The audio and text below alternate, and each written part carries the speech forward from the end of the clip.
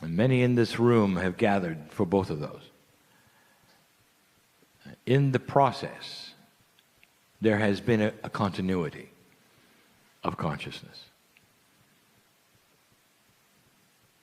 There has been a lot here today to feel and yesterday to feel, if you allowed it. There are still those who are frustrated that they're not feeling at all. That we can talk about certain things, channel about certain things, but the reality is that you're not getting it all. Almost everyone here is here with a purpose of learning how they can help themselves into this shift. Dear ones, if there is no acknowledgement of the shift, things can get worse. For you cannot stick an old energy paradigm into new energy. You cannot keep doing what you've been doing in a new energy. It doesn't work. And sooner or later, you will see the dysfunction of yourself. If you cannot move into this new way of thinking, this energy that is willing to support you. We've said it over and over, the wind is at your back, but it won't matter if you don't raise your sail. And that goes for all of you. There are things here that you have not expected in an energy that really lays there for you. Or you don't believe it. Or you've always worked so hard for yourself, by yourself, doing what you need to do, that suddenly the idea of dropping some of that just doesn't make sense. Or you're afraid. I want to walk you through something. I'm going to call this channel Enhanced Innate. It's similar to other subjects we've given before, but this is for this group. Many of you have felt in these 2 days something special. Don't assign it to the presenters, for that's not where it's come from. This is an energy of benevolence and love and compassion that comes from inside of each of you, bathing you with the beauty that you deserve. It is not external. That is one of the big paradigm shifts of this age. That the beauty comes from inside. How many of you have spent your life with your hands outstretched, thanking God, asking God, wanting God, only now to realize that every single thing has come from the God within? Oh, that's not all that's in. Your biology is designed to listen to what you're saying. I bring you something to think about, and then I'm going to enhance it. Here is a subject that is common to those who think in alternative ways of health, and it's called homeopathy. And I want to study that for just a moment in a very 3D factual way. And I want you to listen carefully, because this is the premise for what's coming. Homeopathy has been with you, humans, for a very long time. The premise is not scientific. And in some cultures, the very name of it is not even accepted. In fact, there is science who will make fun of it. And here's how it works. A tincture, a remedy, so small in its chemistry that it's hard to measure at all, parts per million that are just so tiny, are then put under the tongue. And the remedy is designed for you, for what ails you. You put it under the tongue, and the body sees the intent of those who built the remedy and took it inside. And the body then sees it, follows the instructions,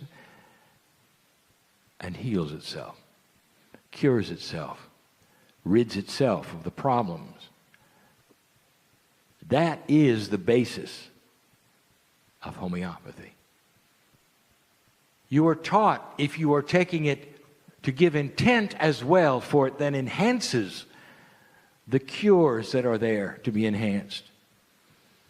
And when science looks at this, they say there is no way this will work. It has to be in the mind only, for there is no chemistry that could possibly have a reaction in the body. It's way too small. It's just too small. Dear ones, this is the method that was used for hundreds of years, long before drugs, long before you even had aspirin. This is how humans looked at things for cures. It's not new, and it works. And there are millions who use it to this day in other continents, far more than you do, and hold on to the truth and the reality and the 3D-ness of this. This is something that works. So you have a system that is known to work, that is not scientific, where your innate of your body sees something that you're doing through the remedy, the tincture, and your intent, and cures. What do you call this besides homeopathy? It would be innate awareness. Innate is ready to act on what you give it. And for years and years, you've seen it and you've worked with it. You believe it. You know what's funny is that there are surgeons in your country that will hand out the prescription or the over-the-counter advice to get certain homeopathy so that there will be no scars. And when you say, well, how can one homeopathy work and another one won't? And they'll say, just get it. There is no acknowledgement one way or the other. They just know it works. It does. So let's expand on this just a moment.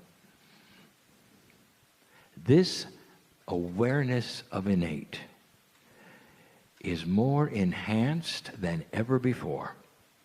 It is part of the new human, and it's ready for more things. And I want to talk to this group right now.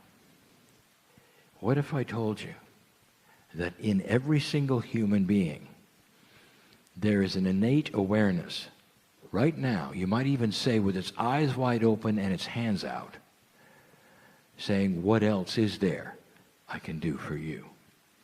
Your own body is standing by to help you. This is chemistry at its best. It is in the DNA. It's innate. It is tied in with your Akosh and your higher self. Innate is a beautiful system of awareness. It doesn't just have chemical reactions to non-chemistry. It doesn't just do things in homeopathy. It does everything. Have you ever wondered what spontaneous remission really is? It's innate at its best. That's you with you, perfect. Are you interested? What can you do right now? Oh, you should be getting chills. What could you do right now that's a little different than you think? Oh, there's so many subjects. Innate is ready to help your consciousness drop things that you don't need anymore, that will not work anymore. If you have a defensive attitude, it's not going to work in this new energy. Have you got buttons that get pressed that make you angry? Do you have buttons that make you anxious even when you hear a word or you see a situation and you can literally feel your stomach putting in the acid? How would you like to instruct your body to release that?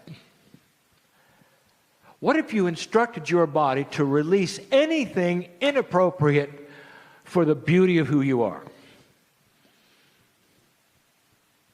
Would it work? Now, there are those listening to this right now that says, those are just words. It probably won't work. And for those who said that, it won't work. Because the very attitude creates a barrier that creates also a dysfunction on this whole process. I want you to remember the tincture. It's pure, without bias, under the tongue. The body sees it and obeys. Innate wants what's good for you. This innate is the same thing that you muscle test. This is part of you that is designed to make you live longer. It's designed to make you comfortable, to help you and give you information. And dear ones, this is enhanced and is going to be even more enhanced, and it's a shame if you don't use it. Why don't we all use it? The man who sits in the chair needs to use it. Let's release some things. What is it? Dear innate, you might say, with the man in the chair. Dear innate, today I release all inappropriate things that would keep me anxious. Today I release all inappropriate things that would make me less healthy. This is a major time to release things that don't work. And especially the ones that you don't think you have control of. Because you do. There is experiments in science that actually show that cells listen to consciousness. That chemistry is created from consciousness. That the body has been shown to be listening literally to the human being far more than you ever thought. Innate is even greater than that. Dear innate, I release the frustration that keeps me from moving forward. Dear innate, I release all the verbiage that keeps me from moving forward. This is a command. It's not a wish. Just like the tincture is a command. And it says to the body, here is the order I'm placing. Here is what is going to happen. Because my consciousness is allied to my spiritual self and my innate. It is a system of benevolence. You don't wish it to happen with the innate. You cooperate and tell it. There's been many questions about this. And one of them is this. If innate is so grand, why doesn't it just do it? And I'll tell you why. Dear ones, the premise of life itself the whole setup with your higher self, with spirituality, says that you have free choice. You have free choice to kill yourself. You can do it slowly if you want to, with bad habits, with bad verbiage, or you can do it all at once. That is your free choice.